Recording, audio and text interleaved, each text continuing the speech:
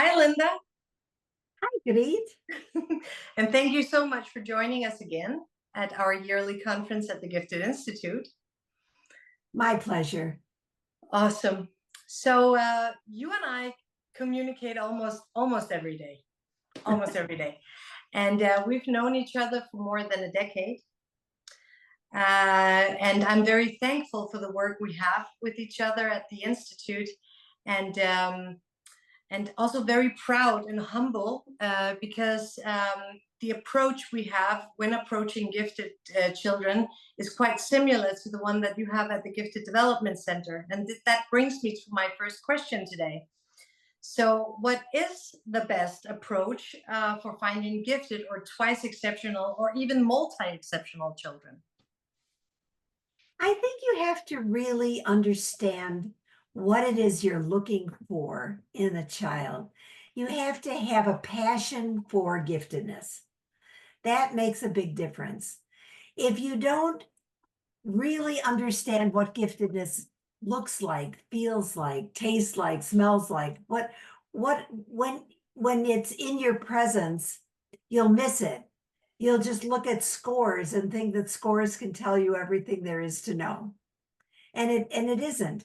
To really find gifted children and multi-exceptional children, you have to be able to understand the qualitative differences as well as the quantitative differences of the population. So if you have a child who says exactly or precisely or actually, you can pretty much tell in a very short conversation that you are working with a gifted child. And that's what I find missing in many other centers or practices where they do work with gifted and twice exceptional children. The passion for the population, the knowledge of what they're looking for isn't there. And that's one of the things I appreciate about you is that you come with a background in giftedness. And so you get what giftedness is before you entered into the whole discipline of how do you find the children, you knew what you were looking for. Well, thank you. We do our utmost, at least, yeah. I was also thinking, what advice would you have to teachers when approaching gifted children? I think teachers need to like the kids and give them opportunities to share what they're interested in outside of school. Sometimes in our egalitarian societies, we think all children should be learning the same thing at the same rate at the same time. And that doesn't work for the gifted because they learn things faster, or they go deeper, or they want to stay with a topic longer than other children because when they are engaged and interested, they really like to dive deeply into a topic. That's why independent study or giving them the opportunity to do research enables them to share their strengths in the classroom. If we are doing too much drill and kill, where they have to just regurgitate what they already know, they're going to get turned off to school and they're not going to share what they really are capable of doing. They have to be with a teacher who loves and respects them, who appreciates them, and who is eager to see them grow. And if you're just using a standard curriculum and everybody is getting the same thing at the same time, then you're not really able to see how much a gifted child can grow in your classroom. In the United States, in some programs, we use out-of-level tests, out-of-level achievement tests. So instead of giving a fifth grader a fifth grade achievement test, they're given the opportunity to take a seventh grade achievement test so that we can see just what the level is of their mastery before we teach them. So it's what we call diagnostic prescriptive teaching. find out what they know, find out what they've mastered, and then give them the next step to learn. And it may be something they have to learn different from the other students. Okay, and I was just thinking that sometimes I hear teachers say that, well, they have to follow the curriculum or at least show that they know everything before we can give them something from the upper levels.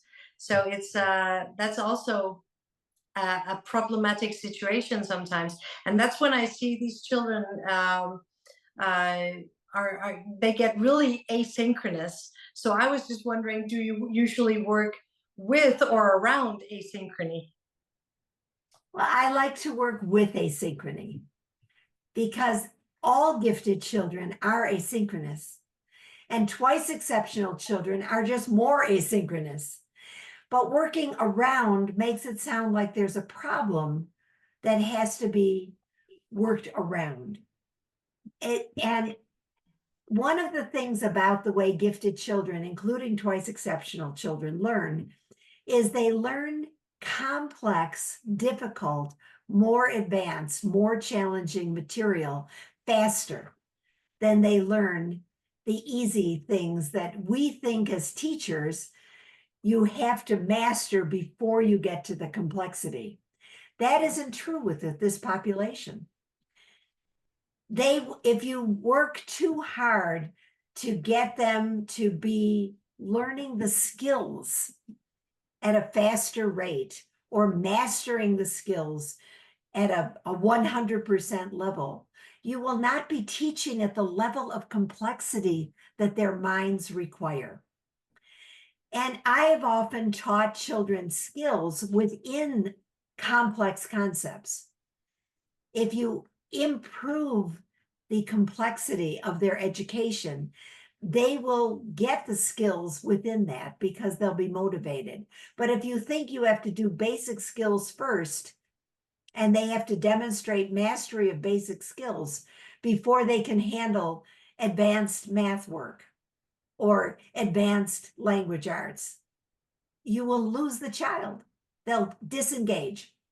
They can only engage when the work is complex enough because of the complexity of their minds. Well, yeah, and I sure do agree. And this brings me to another one. So, what attitude do all professionals need to have to work with gifted children effectively?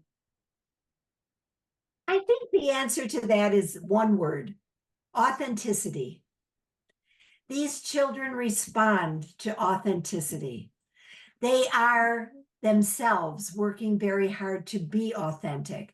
They don't want to have to hide who they are to fit in with everybody else. They don't want to have to suppress their questions because the teacher doesn't like the questions they ask. They're too outside the curriculum. And so they appreciate working with a person who has a sense of self and is honest and engaging and appreciative of who they are. If they're working with an inauthentic person, they won't respond. They won't engage. They won't feel like they want to be with a person who's inauthentic, whether that person is testing them or teaching them. They're not going to respond as well as they would to someone who is real and authentic and even shows them their weaknesses as well as their strengths. I like that that approach, and that makes me also think about what is required of an assessor when working with a gifted child. Again, authenticity. Authenticity, yeah. Also, an interest in the gifted mind. If the person wants to know just how well this child can do on an IQ test, they won't be looking at their watch and saying, okay, we've spent too much time on this, or they won't probe and then say, our time is up.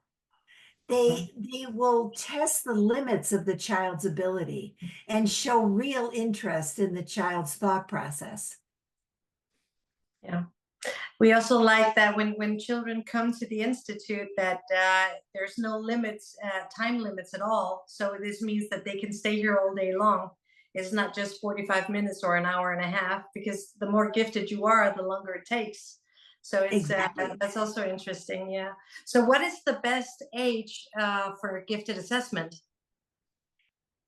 We used to say when we were using the old Stanford Binet scale that the best age was between 4 and 9. That's in a lot of my writings.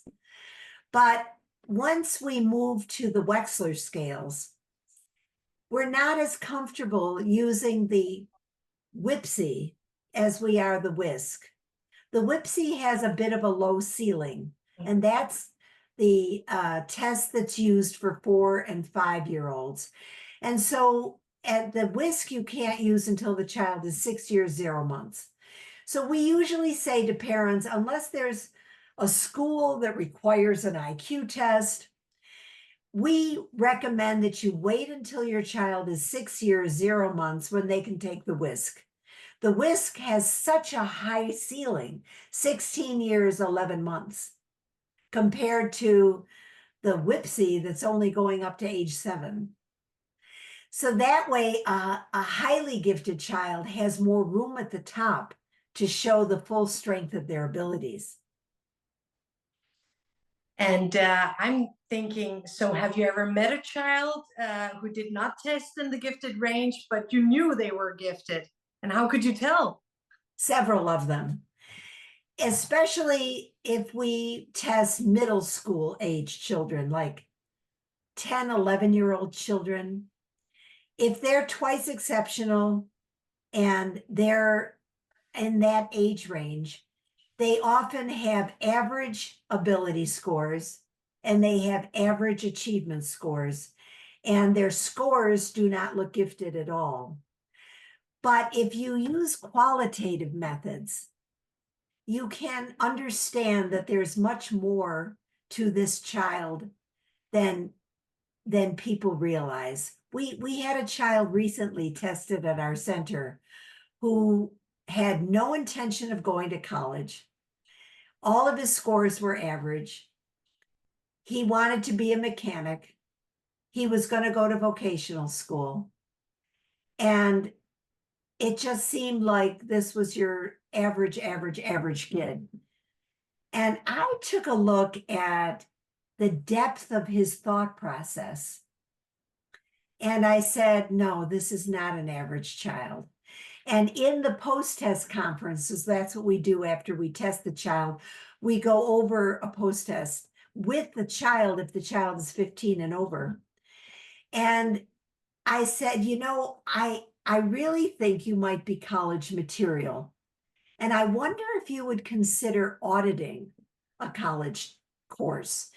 Just going onto a college campus and looking at the bios of the different teachers and finding a course that might interest you. Maybe it's robotics, and finding a professor whose bio interests you. Oh, this looks like an interesting person. And then getting a chance to just sit in on a course and see if it feels like this is something you would like to learn. And he answered, I have been thinking lately that I might want to go to college instead of vocational school. And I said, you said lately, was that after you were tested?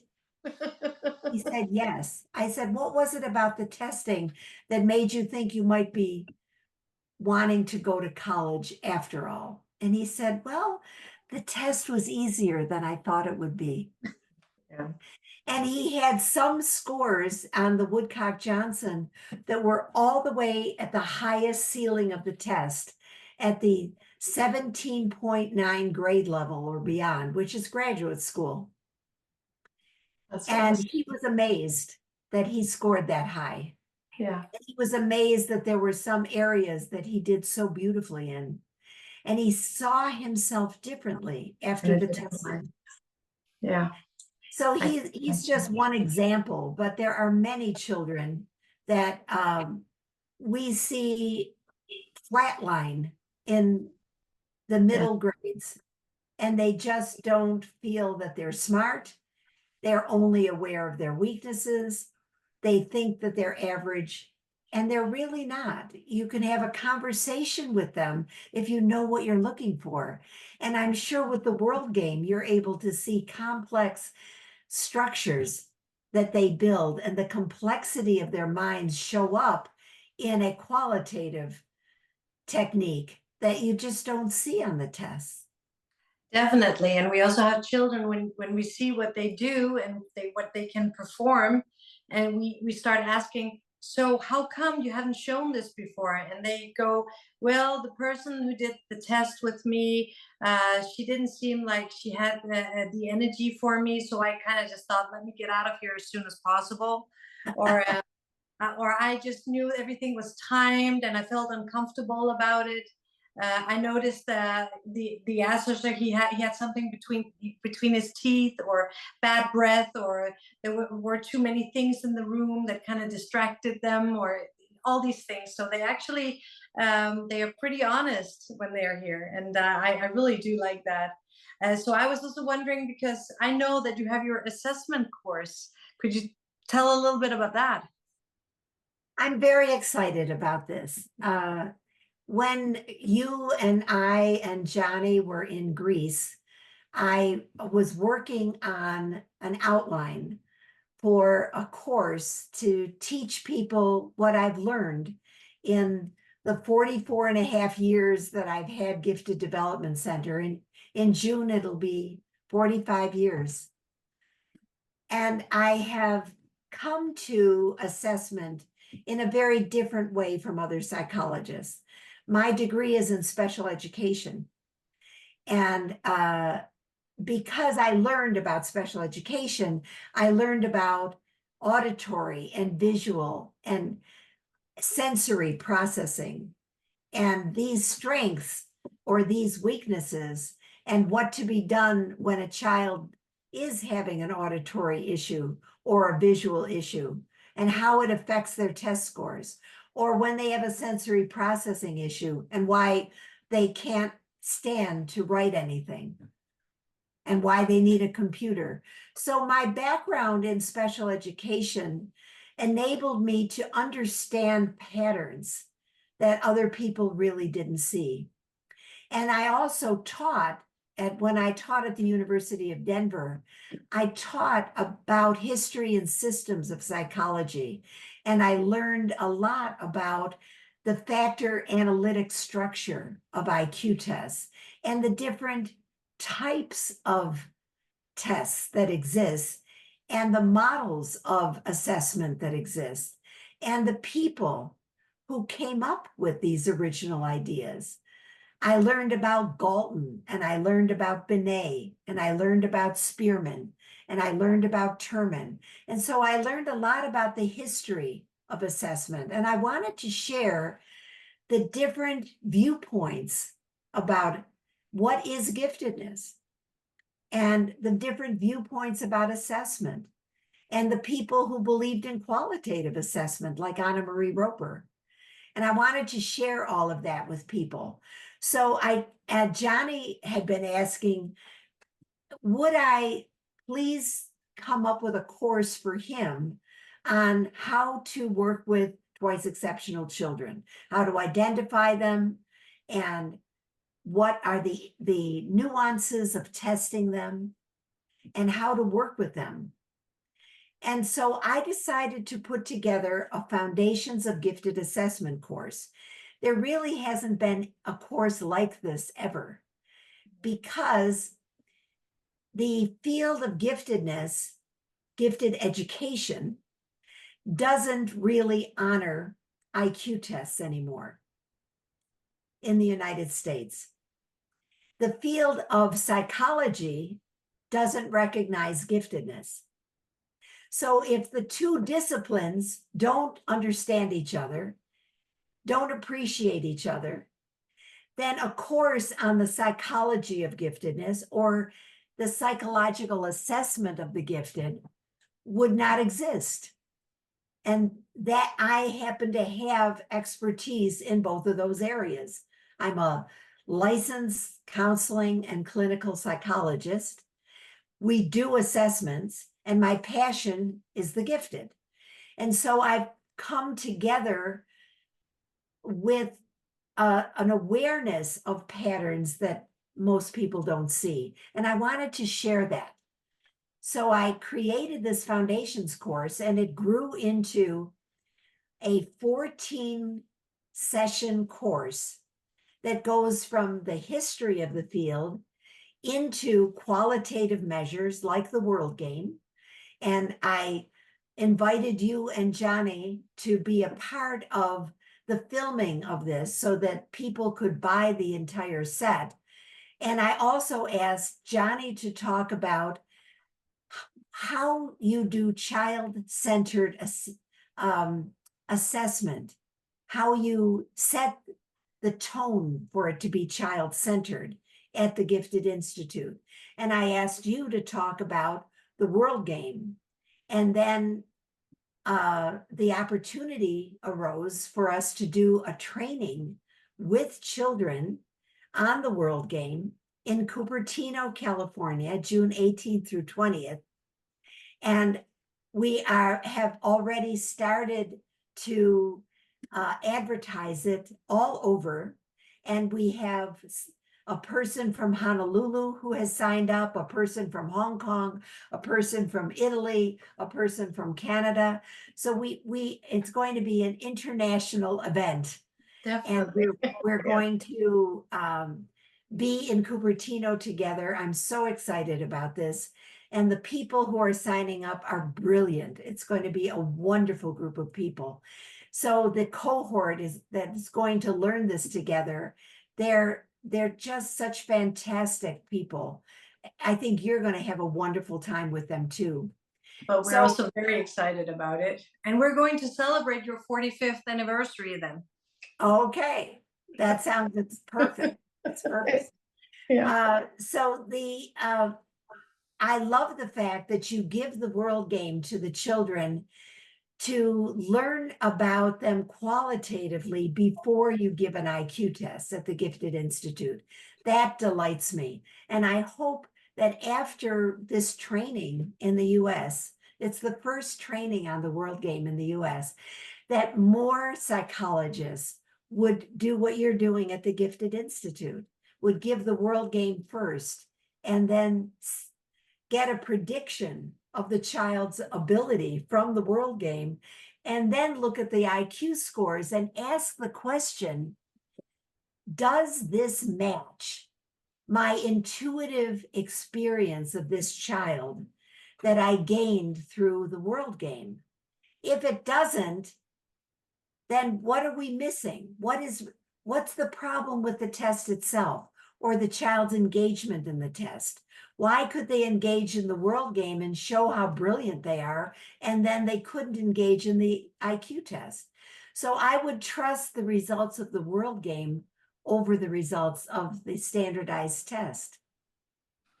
Well, that warms my heart because having this holistic approach is what we're very fond of and very proud of, because we actually believe it's very important to see the inner world of the child before approaching just a number, because they're anything else but that. It's when you see these children, they have a different way of being in life, approaching things, thinking, feeling, sensing. And sometimes it's even so that when they do the world game, we can tell that it's not the right time for doing a whisk, for instance. So it's a very important tool for us to use, and having this holistic view on the child. How much do you feel? How much do you sense? How's your psychomotor skills? How how much do you imagine in this world? Catastrophes, all these things that they can come up with, and also by being authentic when approaching the child, they actually throughout the whole assessment part, they have they trust you differently. I had one child at one time, he said to me, you get so excited of what I do, so I just want to give you more. And this is actually a very good way of saying it, because this is very important for us, that the child actually feels that we see them and not just a number. That's and right. nothing that is just heavily timed. And at Gifted Development Center, we use a number of different qualitative tools before the testing that we have the parents fill out, and children who are 12 and older fill out the overexcitability questionnaire. Yes. And the introversion extroversion continuum. So we get the child's perspective, and we take all of this information into account, the characteristics of giftedness scale, and the short sensory profile, and the behavioral checklist, and the checklist for recognizing twice exceptional children. And we're able to see patterns from all of this to help us understand who this child is. What does this child need? And then we develop a blueprint in our report for optimal development of their gifts. Yes.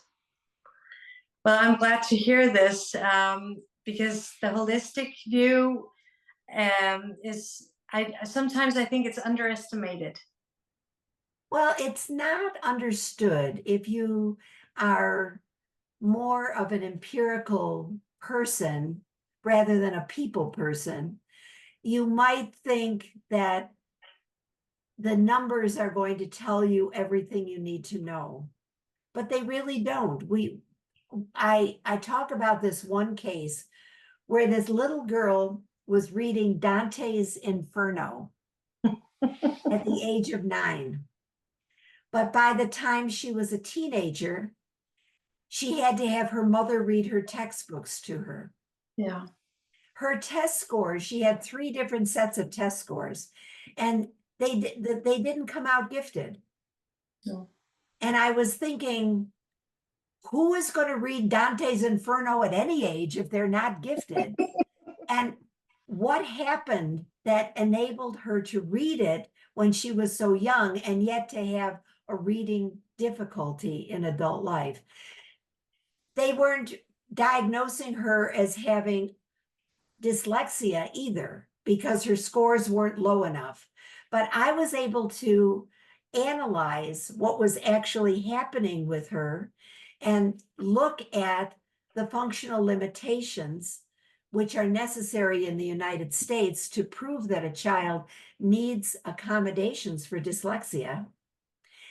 And our testing when she was 16 on the WAIS showed that her real ability was 145 on the WAIS. Up till then, she had 120s, scores 117 on an assessment. And I knew all of that was wrong because it didn't match the person. I saw the person. Yes. They saw the scores. Well, it warms my heart because this is extremely important for us as well. And working with you for so many years now has been a huge inspiration for all of us at the Institute. We're so thankful for what you teach us and what we do in cooperation with one another. It's awesome. We're so thankful. It's a joy for me too, because I'm at an age now where my work is legacy work. Yes, ma'am. My job is to teach what I've learned to other people who will carry on the work. And it warms my soul to know that the Gifted Institute is carrying on all of the teachings and all of this child-centeredness and all of this holistic perspective that there's just, it's so wonderful for me to know that you're there and that my work is going to continue. Oh, it definitely is. We will carry on your legacy, and thank you so much for talking to me today. My pleasure.